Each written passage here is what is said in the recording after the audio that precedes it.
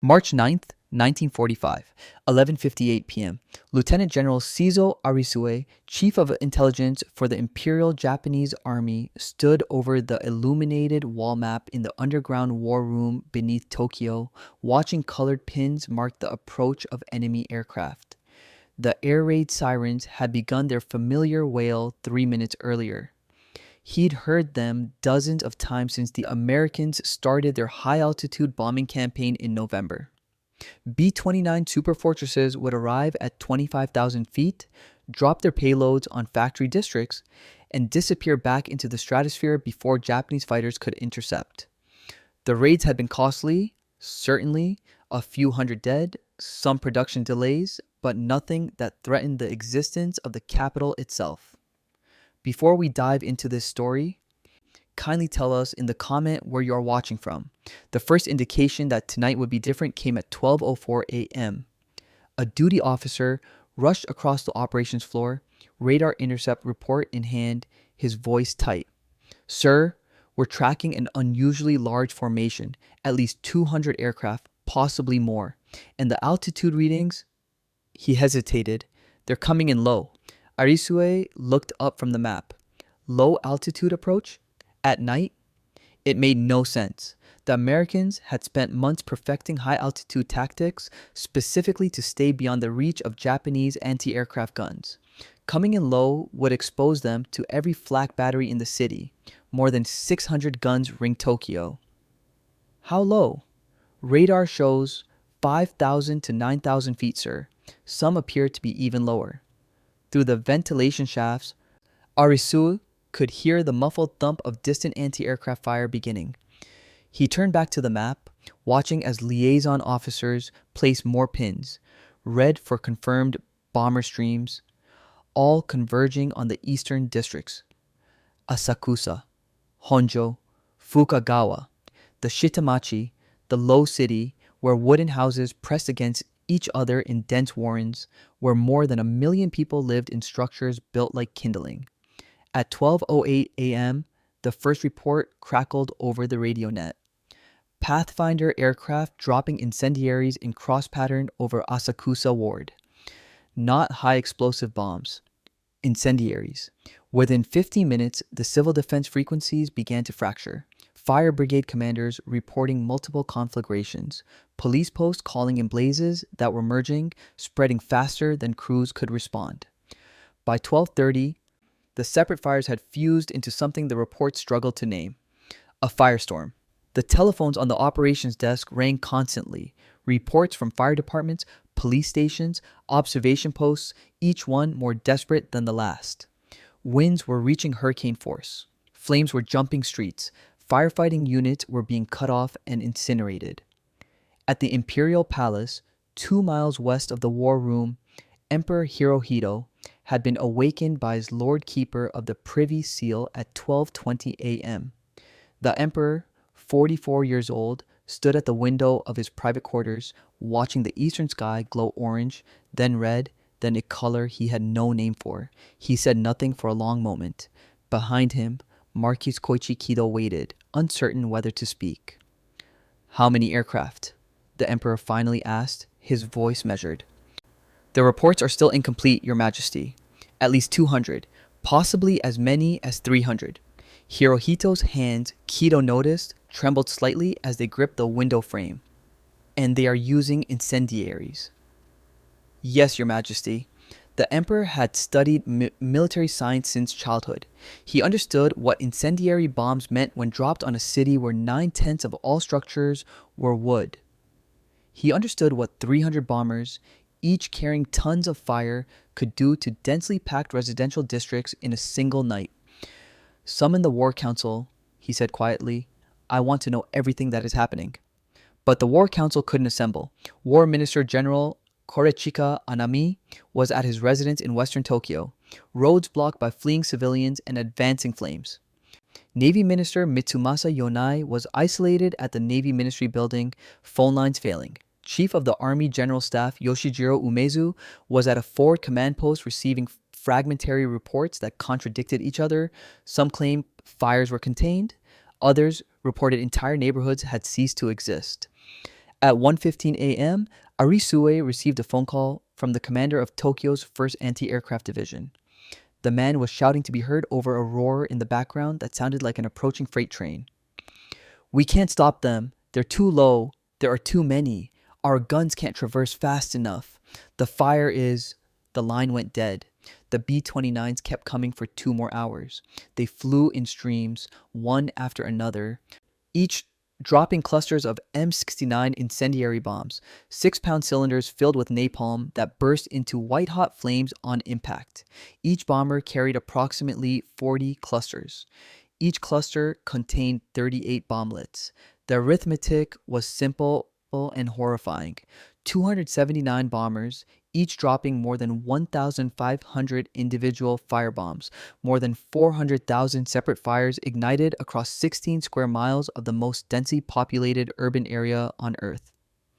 Major Yoshitaka Hori, a staff officer working the night shift in the underground command center, watched the situation map transform. Red pins for fires, black pins for destroyed fire stations, white pins for hospitals overwhelmed with casualties.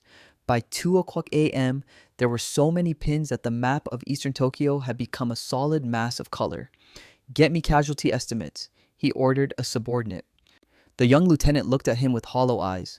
"Sir, the police can't reach most of the affected areas. The fires are still spreading. The bridges across the Sumida River are jammed with people trying to escape. Some bridges have collapsed from the heat. We have reports of..." He consulted his notes, his hands shaking.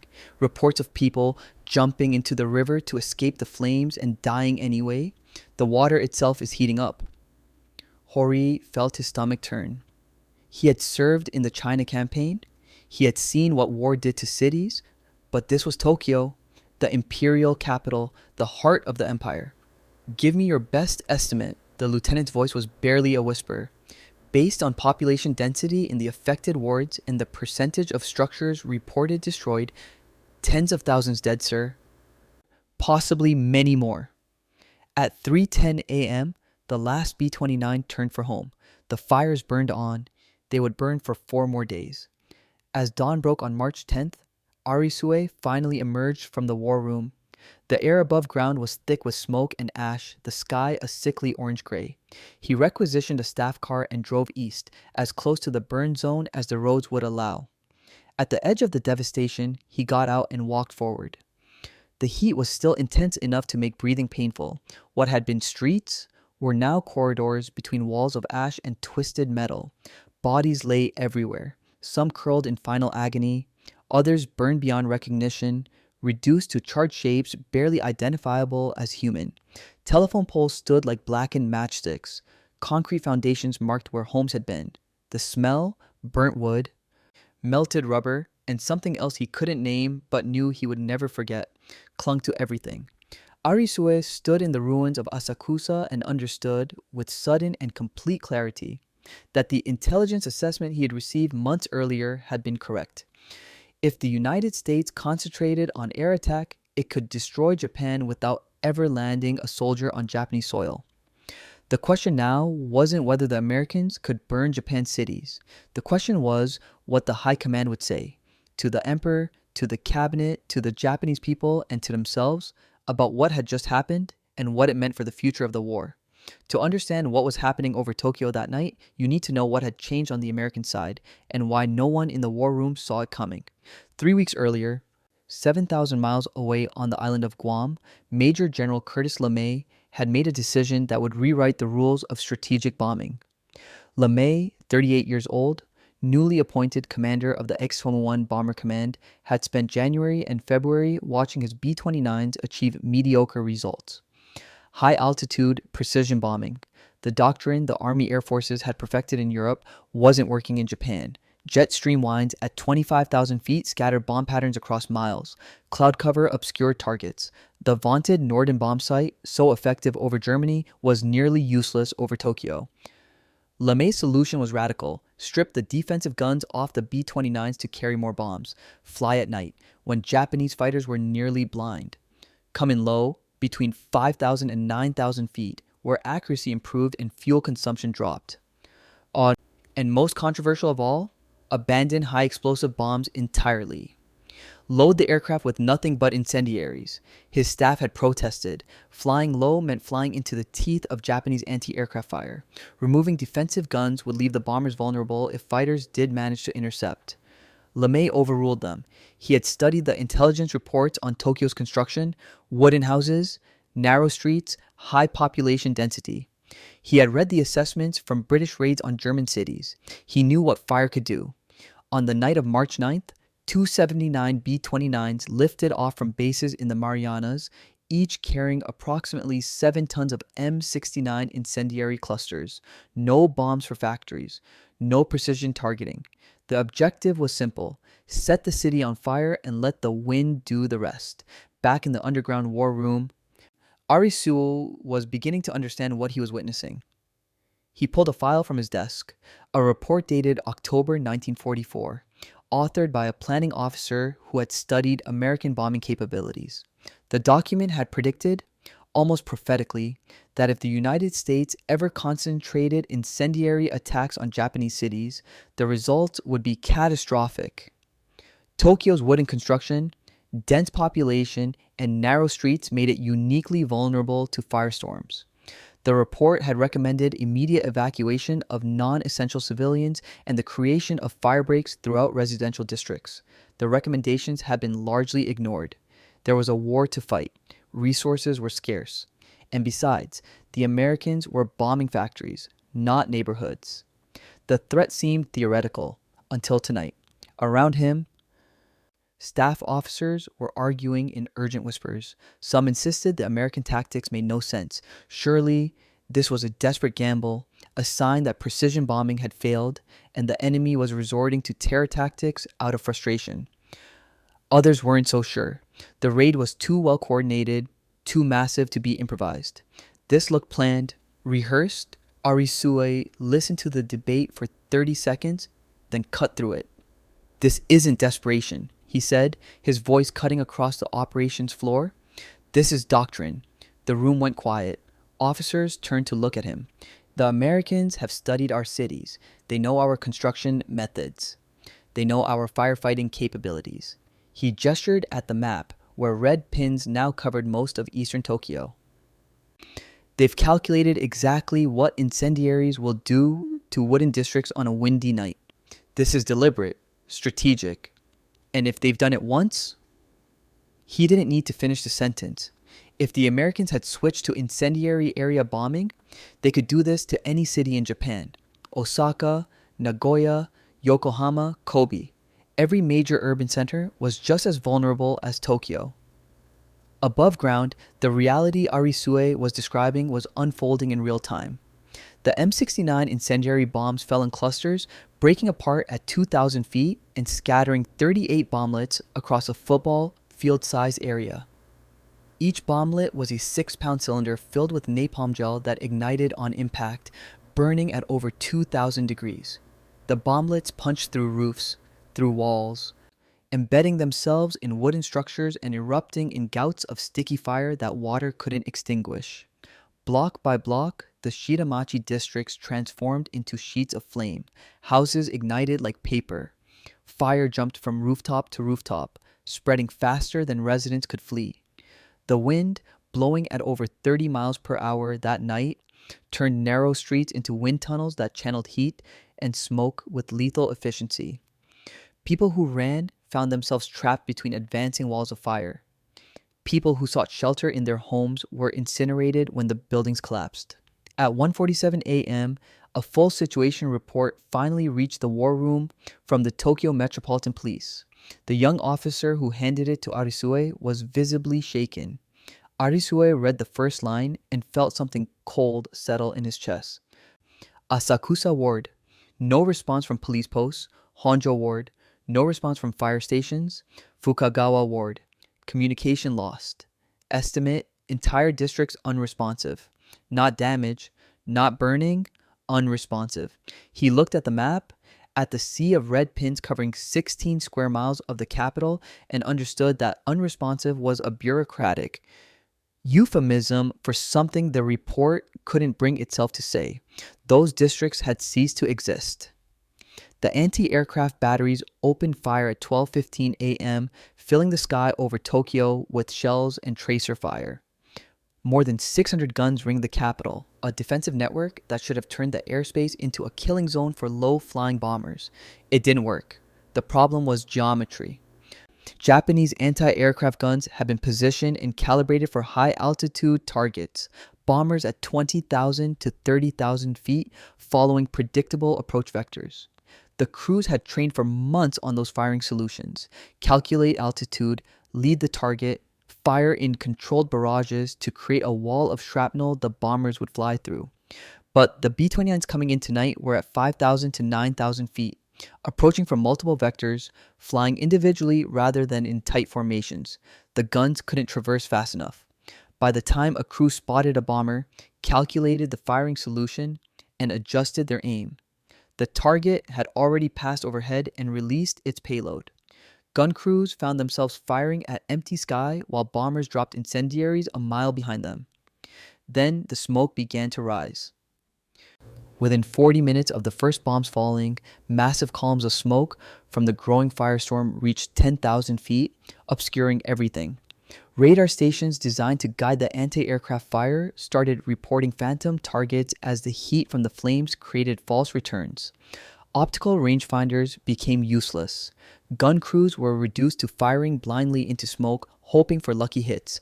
By 1 a.m., the anti-aircraft division had managed to shoot down exactly 14 B-29s, a loss rate of 5%. In exchange, several gun positions on the eastern edge of the city had been abandoned as the fires closed in around them. The Japanese night fighters fared no better. Approximately 90 aircraft scrambled from airfields around Tokyo, climbing into darkness to intercept the American bombers. Most never found a target. The radar guidance from the ground was unreliable. The bombers weren't using formation lights, and the individual B-29s spread across dozens of approach paths were nearly impossible to locate visually in the dark. Several fighters circled until their fuel tanks ran dry, then crashed attempting emergency landings at airfields that were themselves threatened by spreading fires. One pilot radioed that he had spotted a bomber, pursued it, and lost it in smoke. Another reported that the heat rising from the city was creating turbulence so severe he couldn't maintain stable flight. By 2 o'clock a.m., most of the fighter squadrons had been recalled. They had shot down fewer than 5 bombers. The night sky belonged to the Americans, but the most complete collapse came from the Tokyo Fire Department. At 12:20 a.m., the first fire brigades arrived in Asakusa Ward to find not scattered fires, but entire blocks already engulfed. Standard procedure was to establish fire breaks, demolish buildings in the path of advancing flames to create gaps the fire couldn't cross. There wasn't time. The fire was moving too fast, jumping streets, leaping from rooftop to rooftop on ember-laden winds. Fire hoses melted in the heat. Pumper trucks became trapped when wooden buildings collapsed across narrow streets, blocking escape routes. Radio reports to fire department headquarters grew increasingly frantic, then stopped coming entirely as entire crews were cut off by advancing walls of flame. One station commander radioed at 1:05 a.m. that his men were retreating across a bridge over the Sumida River. 5 minutes later, a different unit reported that the same bridge was on fire, its wooden deck igniting from radiant heat. People trying to cross were trapped between flames behind them and flames ahead. The fire department mobilized every available pumper truck and crew, more than 80 engines in total. By dawn, over 100 firefighters would be dead and dozens of engines destroyed or abandoned in the burn zone. They hadn't stopped the fire. They had simply died trying. In the underground war room, Arisue watched the situation map transform into a portrait of systemic failure. Red pins marking fires, black pins marking destroyed or non-responsive fire stations, white pins marking air defense positions that had fallen silent. By 1:30 a.m., Eastern Tokyo was a solid mass of colored markers. An aide approached with a telephone receiver. "Sir, the commander of the 1st Anti-Aircraft Division is on the line." Arisue took the phone. "This is General Arisue." The voice on the other end was shouting, barely audible over a sound like a freight train or a hurricane, the roar of the firestorm itself. "We can't stop them. They're too low. There are too many. Our guns can't traverse fast enough. The fire is..." The line went dead. Not the click of a disconnection, but the sudden silence of a severed wire. Arisue held the phone for a moment longer, listening to the empty hiss of static, then slowly placed it back in its cradle. Around him, staff officers continued updating the map, processing reports, maintaining the protocols of command. But Arisue understood what the map was really showing. Tokyo's defenses weren't failing. They had already failed. The anti-aircraft guns were firing at ghosts, the fighters were burning fuel in empty sky, the fire brigades were being incinerated, the capital of the Japanese Empire was being destroyed in real time, and there was nothing anyone in this room could do to stop it. He looked at the map again, at the red zone spreading like blood across the eastern districts, and thought about the intelligence report from 1944. The one that had predicted this, the one that had been ignored. They were losing Tokyo, not in weeks or months of grinding attrition, in a single night. At 12:30 a.m., the individual fires merged. What had been hundreds of separate blazes scattered across Asakusa, Honjo, and Fukagawa wards became a single entity. A firestorm that generated its own weather, its own physics, its own rules. The heat rising from thousands of burning buildings created a massive updraft that pulled air inward from all directions at ground level. Wind speeds that had been 30 miles per hour when the raid began now reached 50, then 70, then speeds that weather instruments couldn't measure before they melted. The wind didn't just spread the fire, it became the fire. Superheated air moving at hurricane velocity turned narrow streets into blast furnaces. People trying to flee found themselves leaning into gales that tore at their clothing and hair. Some lost their footing and were lifted off the ground, tumbling through the air before being slammed into walls or dragged into the flames. In the war room, radio dispatches from police posts and fire stations painted a picture that seemed to defy reality. 1:12 a.m. Sumida River, people jumping in to escape flames, water temperature rising, static. 1:23 a.m. Kodatoi Bridge engulfed, wooden deck burning, people trapped. The transmission cut off. 1:34 a.m. Smoke inhalation, can't breathe. Entire block suffocating before fire reaches. Silence. The Sumida River, which should have been a natural fire break, became a death trap. Thousands fled to its banks seeking refuge, only to discover that the radiant heat from fires on both sides was raising the water temperature to scalding levels. Some who jumped in to escape the flames boiled to death. Others drowned when crowds on the bridges panicked and collapsed into the water. Several bridges, their wooden components ignited by ember showers and radiant heat, simply burned and fell. Those who couldn't reach the river sought shelter in their homes, in designated fire shelters, in concrete buildings that seemed safer than the wooden houses around them. Most of these refugees became ovens. The firestorm didn't need to burn its victims directly. In many areas, it simply consumed all available oxygen. People died of asphyxiation in sealed rooms, their bodies found later unmarked by flame, but killed by smoke and heat just as surely. Even inside the underground war room, the effects were becoming tangible. The ventilation system, designed to filter outside air, began pulling in superheated smoke. The temperature in the operations floor rose from comfortable to warm to oppressive. Officers loosened collars. Someone opened a thermos of water and found it already hot to the touch. Warmed by the ambient heat seeping through concrete and steel, equipment began to malfunction. One of the radio receivers started producing distorted audio, its components overheating. A situation map printer jammed when its ribbon melted slightly. Nothing critical failed. The bunker was too well engineered for that, but the small breakdowns served as reminders that the inferno raging above them was so intense it could reach even here, dozens of feet underground. By 2 a.m., entire districts had gone silent. The last transmission from Asakusa Ward Police Headquarters came at 1:48 a.m. An open microphone picking up screaming, the roar of wind, and something that might have been a building collapsing. Then nothing. Tokyo, the seat of imperial power, the administrative center of an empire that stretched from Manchuria to the South Pacific, was ceasing to function as a capital. Government buildings in the eastern districts were burning, ministry records were turning to ash, transportation networks were severed, communications infrastructure was failing, telephone exchanges were offline, police posts were abandoned or destroyed. Even if the fires stopped right now, the city's ability to govern, to coordinate, to command had been gutted. The reports that still trickled in had devolved into fragments, desperate voices cutting through static with incomplete information, unfinished sentences, sounds that resisted interpretation. Can't find the evacuation route. Entire family, nothing left. At 2:20 a.m., an aide approached Arisue with the latest casualty estimate. Tens of thousands confirmed dead, with the number rising as reports came in. But the aide's voice carried a qualifier. Sir, these numbers are based only on areas where we still have communication. Most of the affected wards are not responding at all. Arisue stared at the map. 16 square miles of red pins. More than 1 million people lived in those districts. The mathematics were simple and horrifying. He thought about the B-29s that had done this. 279 aircraft in a single raid. He thought about the dozens of other Japanese cities with wooden construction and dense populations. Osaka, Nagoya, Yokohama, Kobe. He thought about the fact that the Americans had hundreds of B-29s and they were building more every month.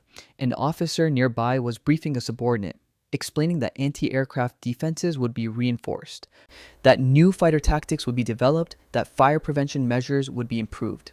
The words sounded hollow, bureaucratic, a ritual of control in a situation that had already spun beyond anyone's ability to manage. Arisue spoke quietly, almost to himself, but in the relative silence of the operations floor, his words carried. If they can do this in one night, what will be left for us to command? No one answered. On the map, Tokyo continued to burn. The last B-29 departed at 3:10 a.m. The fires burned on. When dawn broke on March 10th, the sun rose into a sky the color of rust and ash. Smoke columns rose from eastern Tokyo like pillars supporting a gray ceiling that stretched for miles. The smell, burnt wood, melted rubber, charred flesh, hung in the air so thickly it coated the back of the throat.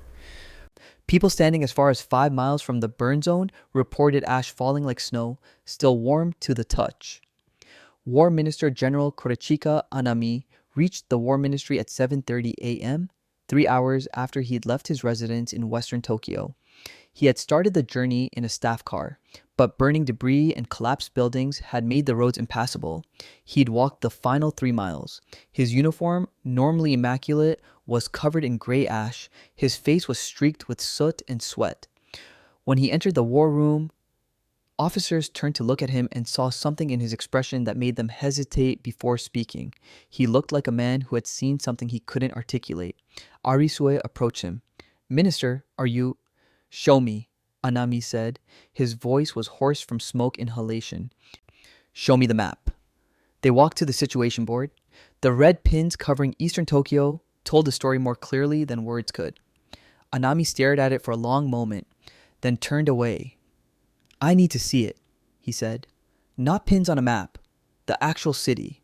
They drove east in a military vehicle as close to the burn zone as the heat and debris would allow. At the edge of the devastation, perhaps half a mile from what had been the center of Asakusa Ward, Anami got out and walked forward on foot. Arisue and 2 aides followed. The heat was still intense enough to make breathing difficult. The ground radiated warmth through the soles of their boots. What had been streets were now corridors between walls of ash and twisted metal, the skeletal remains of buildings reduced to their concrete foundations and steel frames. Everything combustible had been consumed. Bodies lay everywhere. Some had died trying to flee, their charred forms frozen mid-stride or curled in fetal position. Others had sought shelter in concrete buildings or designated fire refuges, only to suffocate when the firestorm consumed all available oxygen. These bodies were sometimes unmarked by flame, but their faces showed the final moments of asphyxiation, mouths open, hands clutched at throats, telephone poles stood like blackened matchsticks, trolley cars had melted into shapeless lumps of metal, the canals and small rivers that crisscrossed the district were filled with bodies. people who had jumped in seeking refuge and either drowned in the crush or died when the water itself heated to lethal temperatures. Anami walked perhaps 200 yards into the ruins before stopping. He stood silently, looking at something that might have once been a school or a temple. It was impossible to tell. Only the foundation stones remained. He didn't speak for a full minute. "How many?" he finally asked. "We don't know yet, sir," Arisue replied. "The health ministry has stopped trying to count individual casualties. They're working with mass estimates based on population density and the area destroyed." "How many?" Anami repeated. "Tens of thousands, possibly many more." They returned to the war ministry. In the war room, a special session had been convened to assess the damage and formulate a response. The preliminary reports were being compiled. Maps showing the destroyed area, lists of government facilities lost, infrastructure, damage assessments. When the casualty figures were presented, several senior officers immediately objected. The numbers couldn't possibly be accurate. 80,000 dead in a single night? It defied credibility. Surely the reports were exaggerated, a product of chaos and confusion. People fleeing the city would be counted as dead. Estimates would be inflated by panic. Arisue listened to the objections for 30 seconds before standing. "Gentlemen," he said, and the room quieted. "In October of last year, my office produced an intelligence assessment on Japan's vulnerability to incendiary bombing. That report concluded that concentrated attacks on residential districts could produce catastrophic casualties. Specifically, tens of thousands dead in a single raid on a city the size of Tokyo." He pulled the document from his briefcase and placed it on the table. The report recommended immediate evacuation of non-essential civilians from major cities, the creation of extensive fire breaks in residential areas, and the strengthening of air defenses against low-altitude attack. These recommendations were not implemented. Several officers looked away. Others studied the report without speaking. "Last night," Arisue continued, "the Americans executed the exact scenario that assessment predicted. They came in low at night with full incendiary loads, targeting the most densely populated districts in Tokyo. Our defenses were ineffective. The fires merged into a firestorm. The casualty figures you're questioning are not exaggerated. If anything, they may be conservative." The room was silent. An aide entered with a new dispatch from the Tokyo Metropolitan Health Bureau, their official preliminary estimate based on hospital reports, police records, and survey destruction. The senior officer present read it aloud, his voice carefully neutral. Estimated civilian casualties, night of 9-10 March 1945, approximately 80,000 to 100,000 killed, over 40,000 injured, approximately 1 million displaced, total structures destroyed, 267,000, area of total destruction, 15.8 square miles. He set the paper down. No one spoke. The numbers sat in the air like smoke, impossible to ignore, impossible to fully comprehend.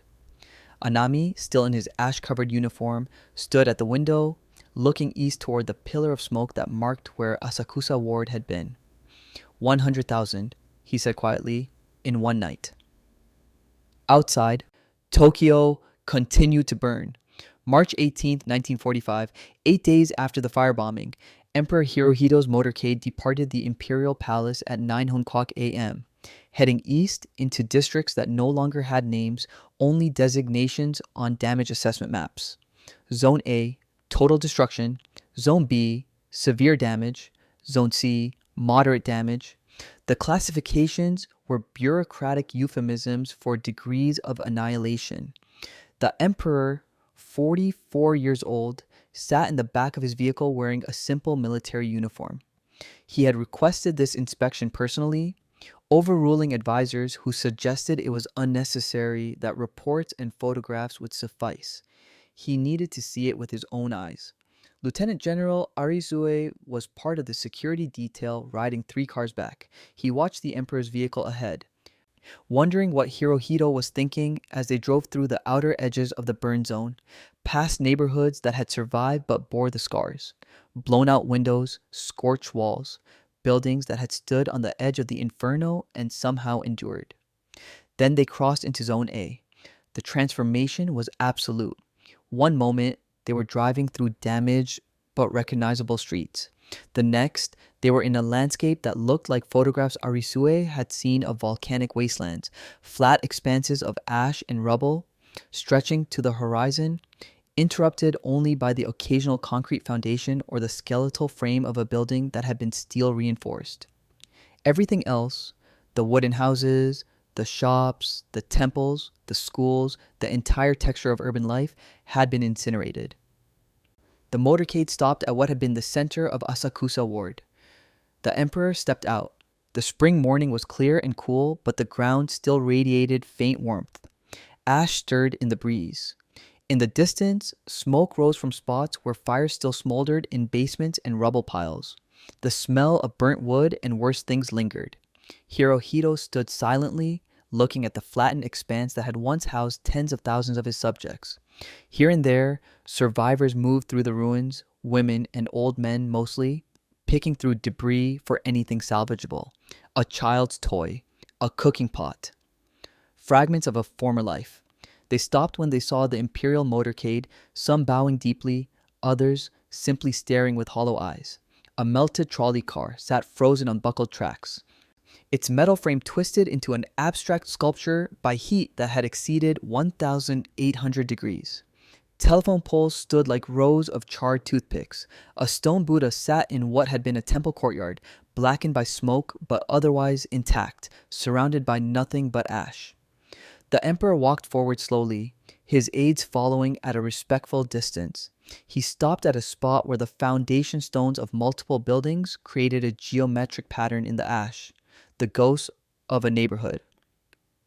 He stood there for a long moment, saying nothing. "Your Majesty," one of his chamberlains finally ventured, "if you've seen enough." "How many died here?" Hirohito asked quietly. "In this ward." The official numbers had been sanitized, rounded, made palatable, but standing here, the question demanded precision. "Approximately 30,000 in Asakusa Ward alone, Your Majesty," an aide answered. "The final count is still being compiled." Hirohito nodded slowly. He looked east, where more zones of destruction stretched for miles. Honjo Ward, Fukagawa Ward, all of them reduced to the same flat wasteland. "And the Americans," he said, "can we prevent them from doing this again?" The question hung in the air. Arisue, standing with the security detail 20 yards back, saw the aides exchange glances. No one wanted to be the first to answer. "Your Majesty," one finally said, "we are strengthening our air defenses. New fighter squadrons are being deployed. Additional anti-aircraft batteries. Can we prevent them from doing this again?" Hirohito repeated, his voice still quiet, but with an edge that cut through the bureaucratic evasion. Another silence. Longer this time. "No, Your Majesty," a different aide admitted. "Not if they continue these tactics. Not with current capabilities." Hirohito said nothing. He simply stood looking at the ruins, his hands clasped behind his back. Arisue couldn't see the emperor's face from his position, but he could see the faces of the high-ranking officers in the imperial party, generals and admirals who had spent careers projecting confidence and control.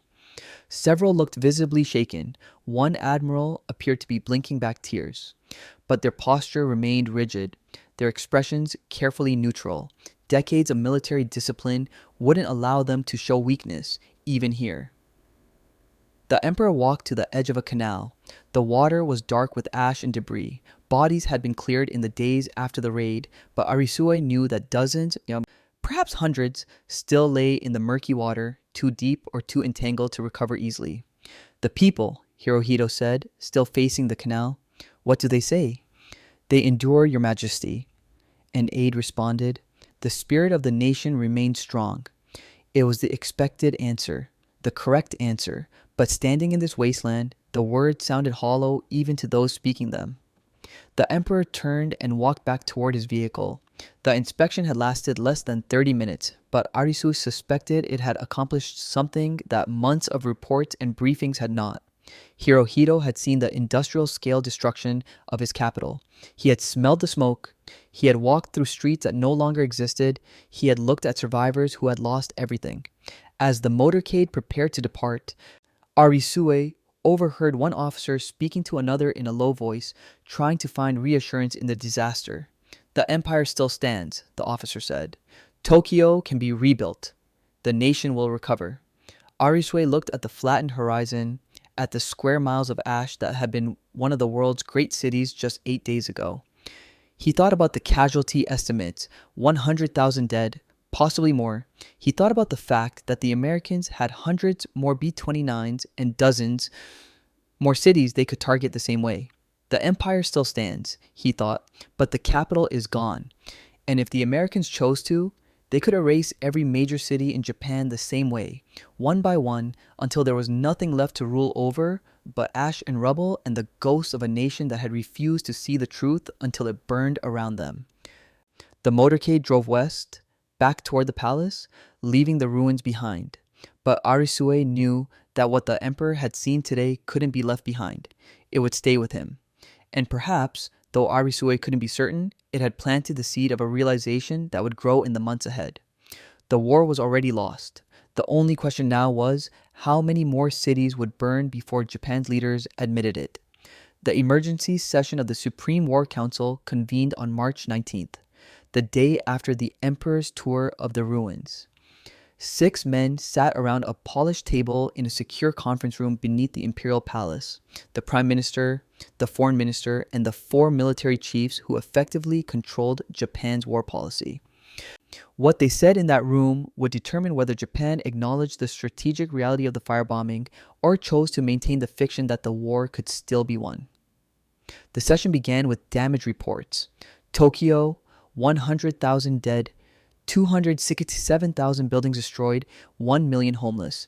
Industrial capacity in the affected areas, effectively zero. Transportation infrastructure, crippled. Government administrative capacity, severely degraded. Then came the intelligence assessment. Arisue, invited to brief the council, presented data that left little room for interpretation. The Americans had approximately 600 B-29s in the Marianas, with production continuing at roughly 150 aircraft per month. They had demonstrated the capability to destroy 16 square miles of urban area in a single night.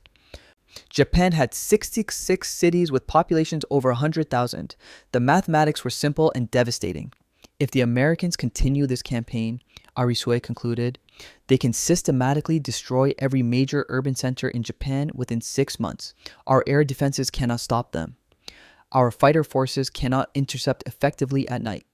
Our civil defense measures are inadequate against firestorms of this magnitude. He set down his briefing papers and waited.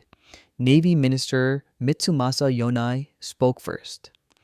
The Admiral Staff has reviewed these assessments and concurs. We must consider the strategic implications. If our cities burn, our industrial capacity evaporates. If our industrial capacity evaporates, we cannot sustain military operations. We should explore diplomatic channels for a negotiated settlement before. Absolutely not. War Minister General Anami's voice cut across the table like a blade. We will not discuss surrender while enemy forces occupy our territory and threaten our homeland. The Army's position is clear. We prepare for the decisive battle on Japanese soil. The Americans may burn our cities, but they will still need to invade. And when they land, we will destroy them on the beaches. With what? Yonai asked quietly. Burning cities don't produce aircraft. Homeless workers don't build tanks. Dead civilians don't grow food. The spirit of the Japanese people is unbreakable, Anami replied. They will endure. They will sacrifice. They will fight with bamboo spears if necessary. 100 million dying honorably is preferable to the shame of surrender. Arisue watched the exchange with growing disbelief. They were talking past each other. Navy leaders anchored in industrial and logistical reality. Army leaders speaking in the language of honor and sacrifice. The gap wasn't just political, it was conceptual, philosophical. Prime Minister Kuniaki Koiso attempted to mediate. Surely we can agree that the current situation is concerning. The question is how we respond. Do we modify our strategy? Do we accelerate peace feelers through neutral nations? Do we fight. Army Chief of Staff Yoshijiro Umezu interrupted. We fight until victory or until the last man falls. That is what we tell the people. That is what we tell the emperor. Anything less is betrayal of every soldier who has died for the empire. The meeting continued for 3 hours. Proposals were made and rejected. Casualty figures were cited and dismissed. Intelligence assessments were presented and ignored. In the end, the council produced a joint statement that would be released to the public and read over radio broadcasts throughout Japan. Arisue obtained a copy that evening. He read it in his office, alone, as the sun set over Tokyo's western districts, the ones that still stood. The statement acknowledged the regrettable loss of life from the recent air raid. It praised the heroic sacrifice of Tokyo citizens. It called for renewed determination and unshakable unity. It promised that Japan would overcome this trial through the indomitable spirit of our people. What it didn't say was more revealing than what it did. It didn't mention that Tokyo's defenses had failed completely. It didn't acknowledge that more raids were inevitable. It didn't suggest any change in strategy or policy. It didn't hint at any possibility of negotiated peace. It treated the annihilation of 16 square miles of the capital and the deaths of 100,000 civilians as a temporary setback to be endured through force of will. The following day, Arisue was summoned to brief a larger gathering of senior army officers on future air raid preparedness.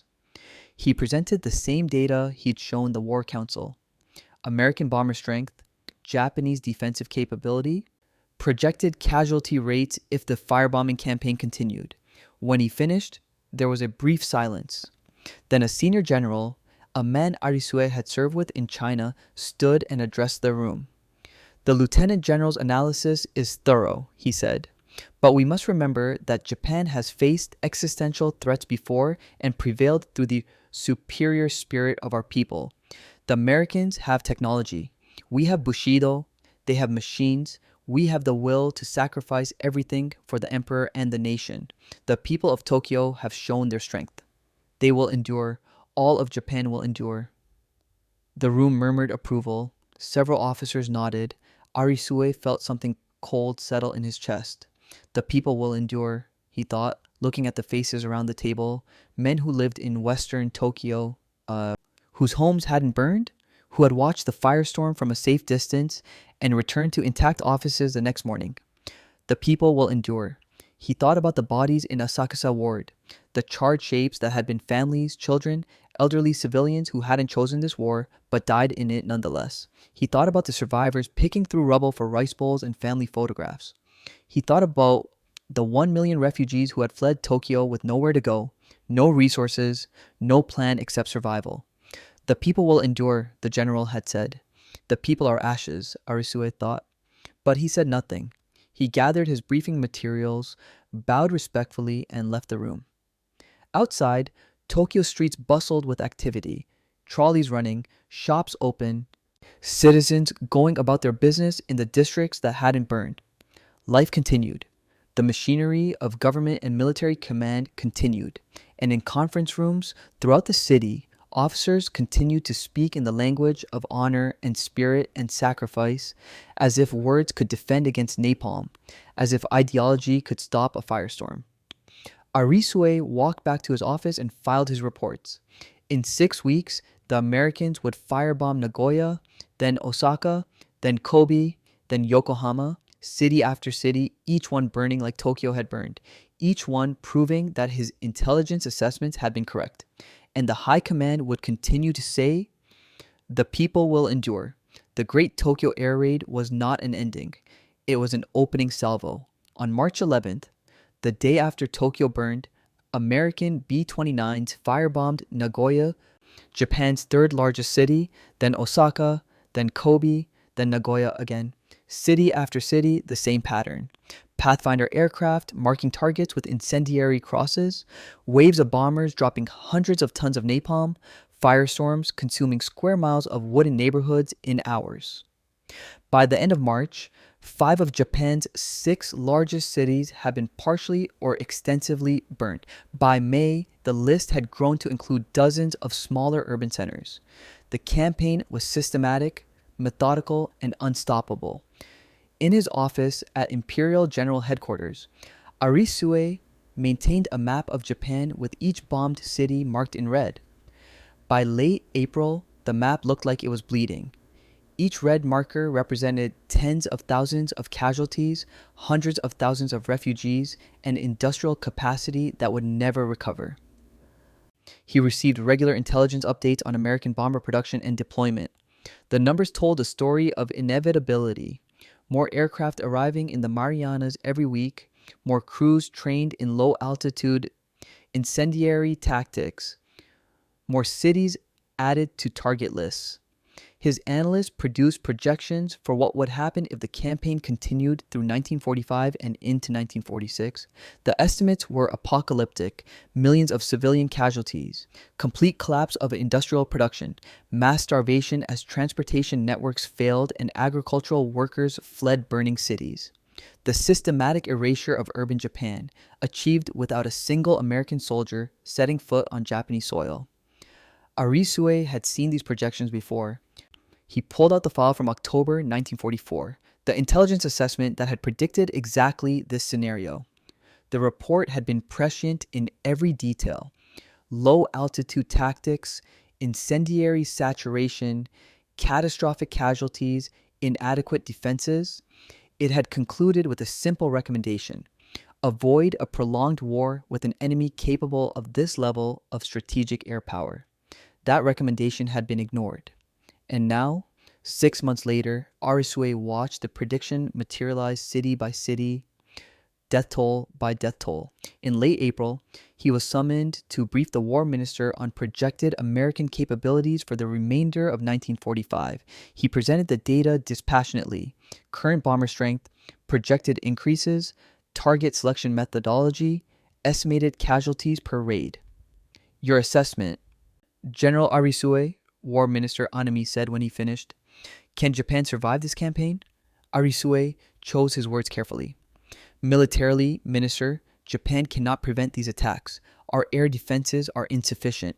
Our fighter forces lack the capability for effective night interception. Our cities are structurally vulnerable. If the campaign continues at current intensity, he paused. No, Minister, Japan cannot survive this. Anami was silent for a long moment. Then, the emperor asked me the same question yesterday. I told him the Japanese people would endure. Was I wrong? The Japanese people are enduring, Minister. They are dying by the tens of thousands, fleeing by the millions, and enduring nonetheless.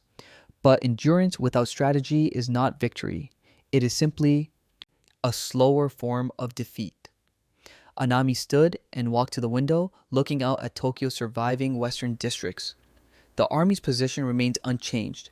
We fight until the enemy invades, and then we destroy them in the decisive homeland battle. We do not surrender while we still have strength. And if there is no invasion, Arisue asked quietly, if they simply continue burning cities until there is nothing left to defend? Anami didn't answer. After a moment, he dismissed Arisue with a nod. That evening, Arisue drove east to the edge of the burned districts. It had been 6 weeks since the Great Tokyo air raid, but the ruins remained largely unchanged. Square miles of ash and rubble, dotted with temporary shelters built from scavenged materials. Some residents had returned, attempting to rebuild on the same plots where their homes had stood. Others had abandoned the area entirely. He parked and walked into the twilight wasteland. The spring evening was cool, but the ground still felt faintly warm beneath his feet in some places, as if the earth itself remembered the fire. He stopped at a spot that might have been a street corner or a neighborhood square. It was impossible to tell. All landmarks had been erased. He knelt and touched the blackened earth, letting the fine ash coat his fingers. Around him, the ruins stretched in every direction, a monument to the gap between ideology and reality, between the language of honor and the physics of napalm. What the High Command had said, in public and in councils, was consistent. Endure, fight on, victory or death. We cannot surrender. The spirit of Japan is unbreakable. What some understood privately, what Arisue had known since that October 1944 report, what the emperor perhaps realized during his tour of the ruins, what even some army officers must have acknowledged in their most honest moments, was simpler and more terrible. The war is lost. But understanding wasn't the same as admitting. Admitting wasn't the same as acting. And so the gap persisted between what Japan's leaders knew and what they were willing to say, between the mathematical certainty of continued annihilation and the ideological commitment to fight on, regardless of cost. In the distance, Arisue heard it, the faint hum of aircraft engines. High altitude, multiple aircraft. He looked up and saw the contrails catching the last light of the setting sun. Another formation of B-29s, heading for another city, Yokohama perhaps, or another raid on Nagoya, the war machine grinding forward, indifferent to declarations of fighting spirit or promises of endurance. He stood in the ruins of Asakusa Ward, in the heart of what had been one of the world's great cities, and understood with complete clarity what historians would struggle to explain in the decades to come. The night of March 9th to March 10th, 1945 was the night Japan's leadership could have admitted defeat, could have looked at the scale of destruction, calculated the trajectory of continued war, and chosen survival over honor, could have said the truth that some of them already knew. But they didn't. Instead, they spoke of endurance and sacrifice. They planned for homeland battles that might never come. They prepared citizens to fight with bamboo spears against an enemy that could burn entire cities from 7,000 feet without ever facing a bayonet. The firestorm over Tokyo had been a military demonstration and a strategic message. This is what we can do. This is what will continue. This is how the war ends if you refuse to surrender. The high command had heard the message. They had understood it. And they had chosen to respond with ideology instead of strategy, with rhetoric instead of realism.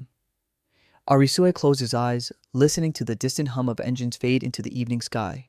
More cities would burn, more civilians would die, and the leadership would continue saying the same words. Endure, fight, never surrender, until either the Americans stopped the raids or there was nothing left of Japan to defend. He opened his eyes and looked at the ash on his fingers, then wiped them clean on his uniform. The stain remained. Overhead, the first stars appeared in a darkening sky, and somewhere in the distance, another city began to burn.